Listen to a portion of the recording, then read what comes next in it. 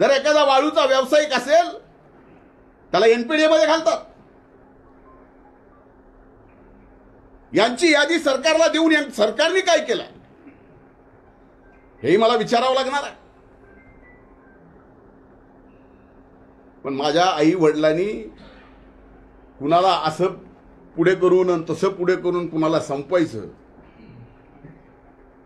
कधीच कुणाला शिकवलेलं नाही. माझं तोंड वैद्यनाथाच्या प्रभूकडे आहे. पण विनाकारण असले खोटारडे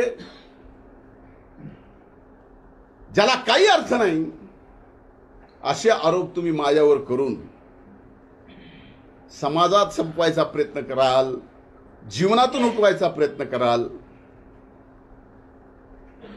जरांगे असं करू नका. आपलं वैर काय आहे? एक लढाई आहे. तुम्ही ओबीसीचं घेऊ नका. तुम्हाला जे पाहिजे ते ईडब्ल्यूएस मधून घ्या किंवा आणखीन कुठलं घ्यायचंय ते घ्या. ते 10% सुद्धा टिकलंय राज्य सरकारने दिलेलं. आता ते आरक्षणावर बोलत नाहीत. त्यांना आता शेतकरी नेता व्हायचं आहे. त्यांच्या दृष्टीने आता 500 मराठा समाजाचे बंधू भगिनी गेल्या त्याचं दुःख नाही आहे. त्यांना नसलं तरी आम्हाला आहे, सरकारलाही आहे. पण अशी थोतांडगिरी करू नका. तुम्हाला एका समाजाने डोक्यावर घेतलंय. आजही त्या समाजाला वाटतं की आपलं काहीतरी चांगलं होईल. समाजाला वाटतं, मला नाही. आणि कृपा करून मी जे 2 प्रश्न विचारलेत, कधी, कुठं, कसं, या एकदा समोर. ओबीसी का ईडब्ल्यूसी? तुम्ही तर आता ओबीसीला मारता म्हणला. ते म्हणले धन्याचं बीज ठेवायचं नाही. ही धमकी नाही. ऑन इयर धनंजय मुंडेचं बीज सुद्धा ठेवायचं नाही. ही ऑन इयर धमकी कुणाला दिली? वंजारी जातीचं बीज सुद्धा ठेवायचं नाही. एका जातीला ऑन एअर धमकी कुणी दिली?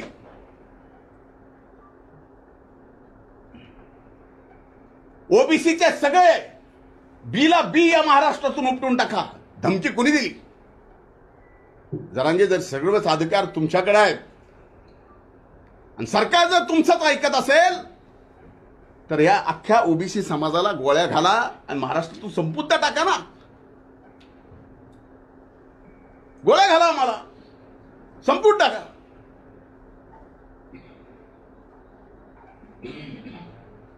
आज सगळ्या यंत्रणा जर तुमच्या म्हणण्यावर चालत असतील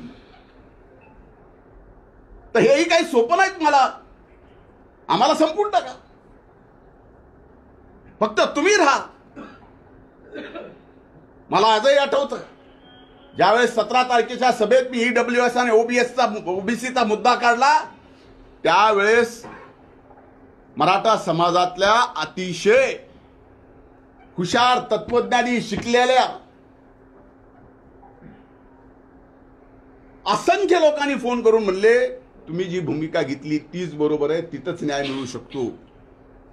मराठा समाजातल्या अनेक तरुणांनी, अनेक माझ्या सहकाऱ्यांनी म्हणले की ही भूमिका घेतली ईडब्ल्यूएसची तरच फायदा आहे, असा फायदा होत नाही.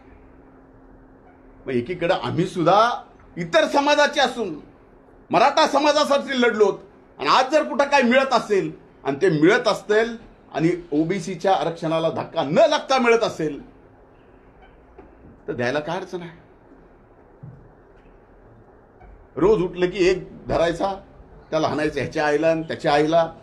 अरे म्हणजे आमच्या सगळ्यांच्या आया बहिणी फक्त त्यांना शिव्या द्यायला ठेवल्यात. ऑन एअर बोलून काही बोलायचं आणि ऑन एअर बोललेलं त्याची साधी एनसी सुद्धा जर सरकार घेत नसेल. म्हणून माझी विनंती की हे प्रकरण सीबीआय कडेच गेलं पाहिजे आणि या प्रकरणामध्ये जे जे असतील त्यांच्या सगळ्यांची माझ्या सहित, माझ्यावर आरोप केला ना, माझ्या सहित ब्रेन मॅपिंग आणि नार्को टेस्ट करा आणि एकदा महाराष्ट्राच्या 12.5 कोटी जनतेला कळू द्या. विनाकारण एकदा एखादी 15 मिनिटाची प्रेस घेऊन एखाद्या व्यक्तीचं 30 वर्षाचं संबंध राजकीय आणि सामाजिक काम तुम्ही संपवायला निघाला असाल, आता जनता सुद्धा दूधखुळी राहिलेली नाही आहे. तुमचंही काय चाललंय काय नाही, बुडाखाली काय चाललंय, कुठून काय चाललंय, कसं काय चाललंय.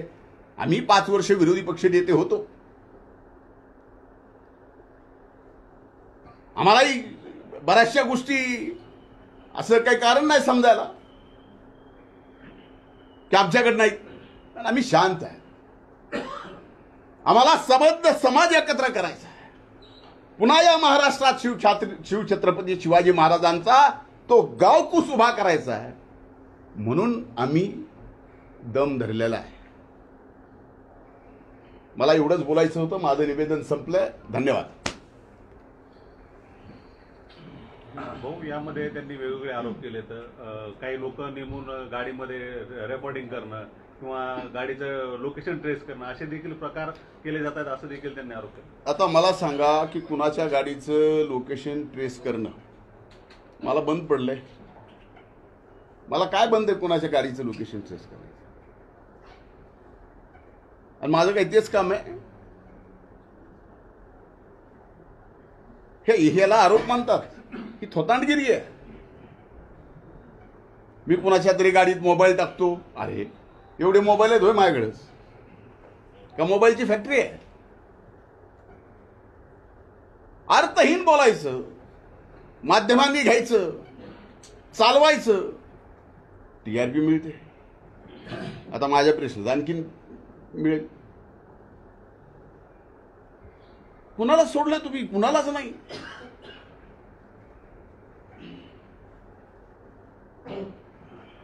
बाकी हे खुनेच्या घरावरती आता हल्ला झाला थोड्या वेळापूर्वी. खुनेच्या घरावरती हल्ला, आरोपीच्या घरावरती हल्ला. मला माहित नाही. मी काय ऐकलं ना. आता तुमच्याकडनंच मी सुरेश ऐकतोय. त्यांचे कार्यकर्ते असतील तर हे नेमकं